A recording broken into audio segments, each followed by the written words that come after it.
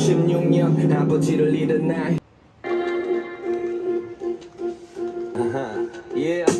아침이면 풀냄새 나는 곳 나의 고향 1시간 걸리는 시내 부지런히 오갔지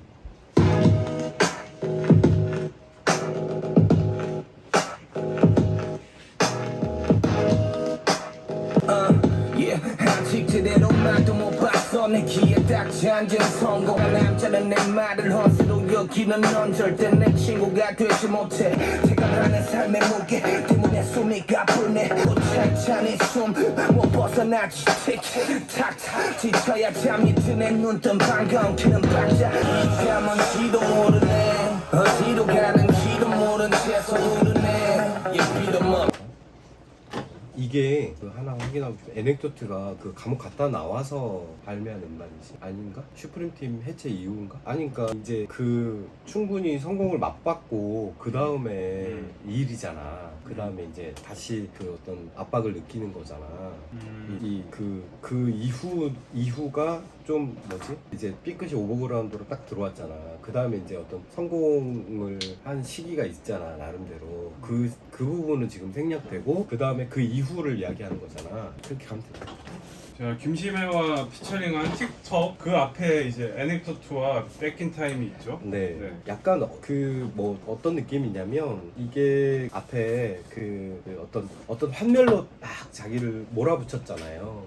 그 진짜 허탈한 어떤 웃음을 몰아붙이고 난 뒤에 내 어떤 그 아주 근본적인 이야기라고 할 수 있는 에넥도트로 딱 들어가서 내가 이렇게 살아왔지, 아 그때 그런 아픔이 있었지, 그런 어떤 마음속 깊은 곳의 아픔으로 확 돌아가면서 듣는 청자들도 약간 그런 부분에 대해서 약간 다른 감정을 가지고 그 이야기에 접근하게 되잖아요. 그 다음에 이제 백인타임으로 가면 진짜 그 시절로 확 돌아가는 듯한, 그 시절의 어떤 감정들, 감성들 이런 것들을 일깨우는 듯한 그런 느낌으로 가다가, 그러니까 이제 그 두 곡이 흐르는 동안 삐끗에서 보여줬던 게 이제 오버그라운드로 이렇게 진입해가지고 거기서 겪었던 어떤 갈등 뭐 이런 것들을 보여주고, 진짜 씬 안에서 겪으면서 느꼈던 어떤 환멸이나 허탈감 이런 것들을 쫙 보여주다가, 사실 구체적으로 씬 안에서 어떤 성공이라고 할 만한 것들을 맛봤을 텐데 그 장면, 그 시간들은 그 에넥도트와 백인타임이 흐르는 동안 약간 생략되어 있고, 지금 틱톡은 그 이후의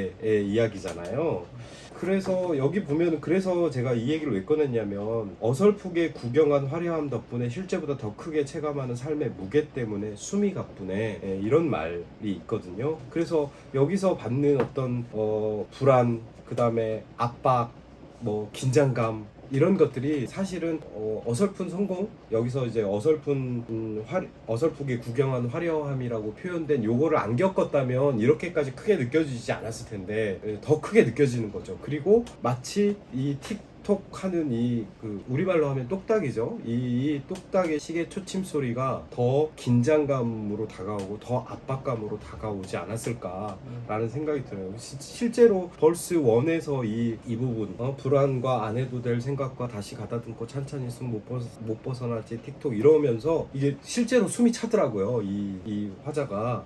그런 것도 재미있었고, 근데 이 틱톡이 아까 불안과 뭐 긴장과 압박과 촉박함과 이런 것들하고 연결되어 있잖아요. 그런데 그 다음 구절에 지쳐야 잠이 드네, 눈뜬 밤과 엉키는 박자 이렇게 되어 있거든요. 그래서 사실은 이 긴장, 압박, 불안 이런 것들이 결국은 음악 작업하고도 연결되는 걸로 이렇게 느껴졌어요. 앞에 뭐가 보일지 모르지, 그쵸? 뭐가 보일지 모르죠. 그런데 진짜 중요한 태도, 절대 죽지 못해 산다는 말 꺼내고 싶진 않아. 그러니까 이건 뭐예요? 그냥 던져진 대로 굉장히 수동적으로 삶을 사는 태도이잖아요. 그리고 이 불안과 압박과 어떤 긴장에 굴복해서 사는 태도일 수 있는데, 그렇게 살고 싶지 않아. 내 인생은 편한 네 팔자보다 결코 쉽지 않아. 난 쉽지 않게 살아왔고 앞으로도 쉽지 않게 살 건데 나는 그냥 그렇게 던져진 채로 살고 싶지 않아 라고 하는 게 딱 여기서 드러나서 좋더라고요. 네.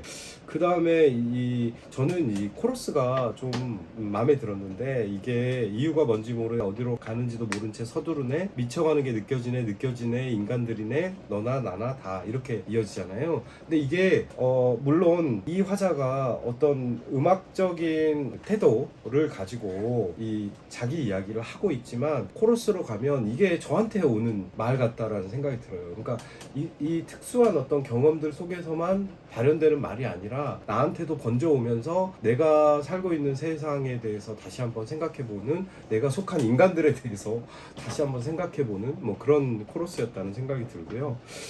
그 다음에 이제 벌스2로 넘어가면 성공, 앞에도 내 귀에 딱지 않은 성공이란 말이 나왔는데, 그 성공을 뭔가 해보기 위해서 허영심으로 무장하고 허영심의 어떤 세계에 껴보고 싶어가지고 안달복달하는 그런 모습들이 앞부분에 그려져 있는데, 얘기하죠. 소위 말하는 잘 나가는 공식, 속지 말고 좀 알아. 그게 누굴 위한 건지. 자, 여기다 저는 또 보태면 그게 무엇을 위한 건지. 그러니까 사실은 그 진짜 자기의 어떤 진짜 어떤 본 모습, 혹은 진짜 음악을 가지고 살아갈 수 없는 성공이라는 허위에 휘둘리지 말고 중심을 꽉 잡자, 정신 차리자, 이런 얘기를 하고 있는 것 같거든요. 근데 약간 어떤 느낌이냐면, 앞에 이제 틱톡이라는 말이 그게 약간 내 머릿속에서 울리고 있는 똑딱 소리처럼 느껴져요. 외부에서 울리는 정말 나를 긴장과 초조 속으로 몰아넣는 그런 소리일 수도 있지만, 진짜 정신을 차려야 되는 어떤 머릿속의 똑딱 소리일 수도 있겠다라는 게